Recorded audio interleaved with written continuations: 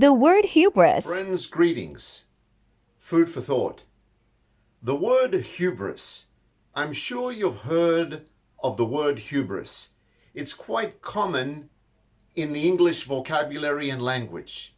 But do you really know the history of this word and where it came from and how it is associated with what it really means today? The word hubris comes from the Iliad. More specifically, the word hubris comes from the ancient Greek epic in the war where Achilles proves himself to be, on the one hand, a great warrior, courageous, but extremely self-centered and excessive. When he kills Hector and then cuts up Hector's body and then uses it for ransom against Hector's own father. This reality was picked up by the English when it adopted the word, and today hubris actually does mean excessive pride and arrogance towards other people and thinking that the world rotates around your own self-centered needs.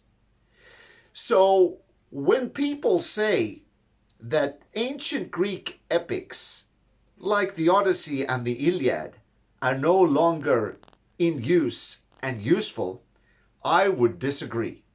I would disagree because they still teach us valuable lessons, not only on how words were adopted into the English language, but more importantly, the symbolism and the reality of a code of ethics called hubris and what it leads to.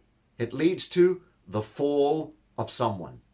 One classic example that I cannot leave out is the example of the Titanic. The Titanic was labeled as the unsinkable ship. In fact, it was given the name Titanic from the ancient Greek gods Titan. And yet, because I believe it was labeled as the unsinkable ship, you know what happened? It sunk. So perhaps we have a lesson to learn from the ancient Greeks. Hubris, pride, comes right before the fall. Stay well and stay blessed. It's Peter, the public speeder, and food for thought.